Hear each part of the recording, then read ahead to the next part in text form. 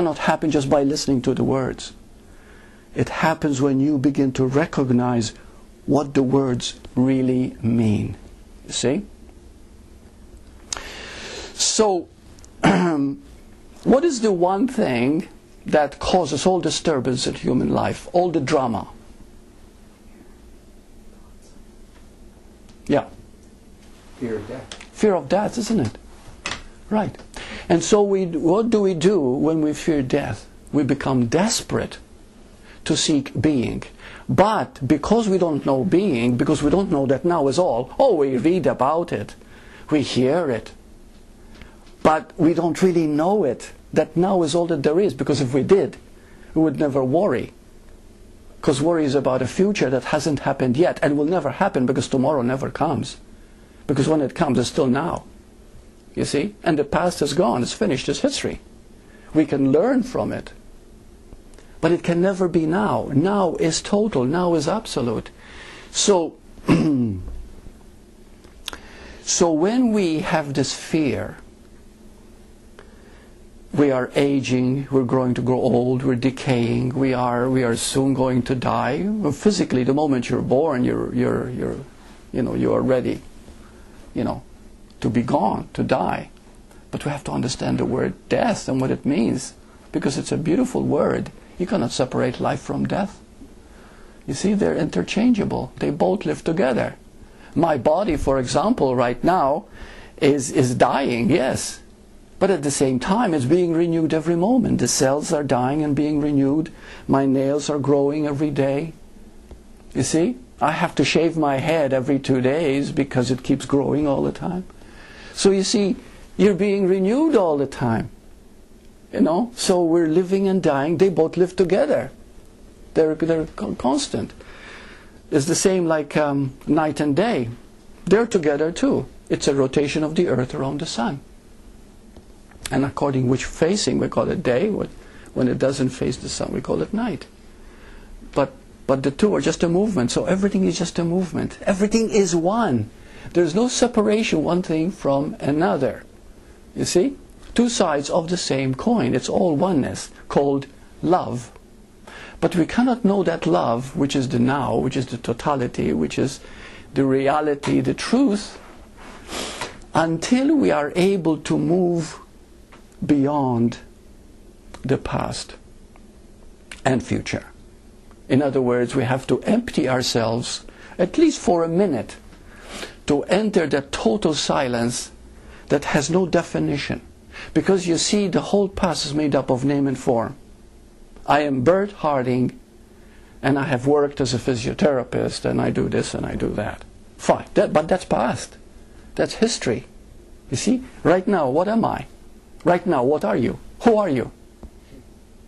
You see? Da.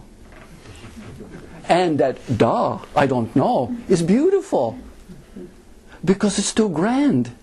You're such a light being, you're such now being, that words fall flat. They cannot describe that which you are, because it's so vast. You see, it has really no limit. And you are that pure awareness. So where were we? So therefore, the fear of death, which haunts us all the time, because we're constantly experiencing our body, and we have to know what that means, to experience your body, which is a beautiful thing in itself, you see, makes us drive for the being that we are. And we become desperate for the being that we are. But we don't know it's the being we are seeking. We think it's $1 million. It will give us power, you see. It will give us security. It will give us safety. It will give us comfort.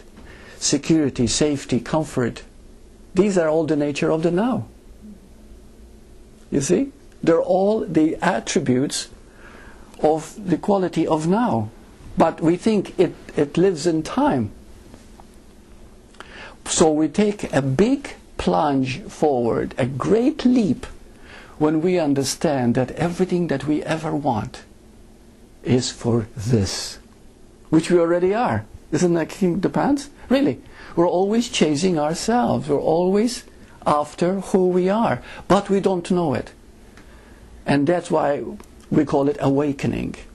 You see, actually awakening or enlightenment is really a misnomer, because nobody gets enlightened. You just realize that you've never been asleep. You just thought you were. Because everybody knows. I mean, we've read millions of books, thousands of books, but they're all just words. But ask anybody to be very, very still and to be totally honest and sincere, and ask them one question.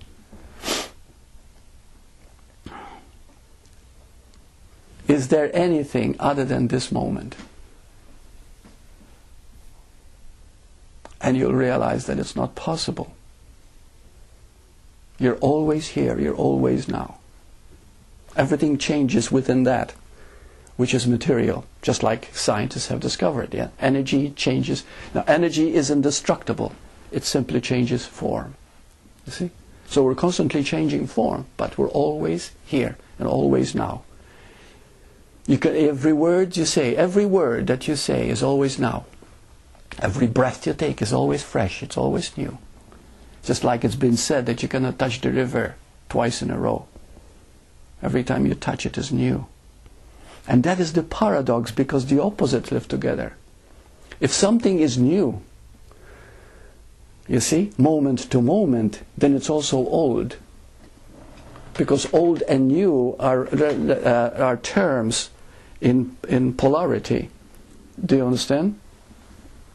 So since every moment becomes like I'm talking to you now, every word that you're hearing, the moment it reaches your ear, split seconds already passed. But the words that I haven't said are in the future. You see? Because you haven't heard them yet. It's new to me too, because as I speak, every word that I say is present past. You see? So what I haven't said, which is coming now, see, it's coming, it's in the future, you see? So it's constant. So can you grasp the moment? No. You cannot grasp the moment. And because you cannot grasp the moment, it is the heart that can only understand it, because it's timeless. Are you beginning to feel it? It's timeless. It has no time. And because it's timeless, we reach another part in our life which can really touch us, which can change it, we can overcome all fear of death. That's called inner security, that's called peace, that's called safety, that's called wow. You see? Now what is that? When you know that now can never change. Oh, it changes in perspective, it changes in the environment, but it is always it. That it is called eternal. Now, the moment you realize you're eternal, you have found inner security, inner safety, because nothing can be done to you. Nothing can destroy you. You know, there have been some in Tibet, some Buddhists that have realized the now, called enlightenment. To realize that now is all that there is called enlightenment, okay? And when they were tortured by the communists in Tibet, some of them were not afraid of death at all. They gouged their eyes, they tortured them, they did all kinds of inhumane things to their body. But at the same time, they were able to meet their death in that courage. Why? Because they knew that it's only a transition.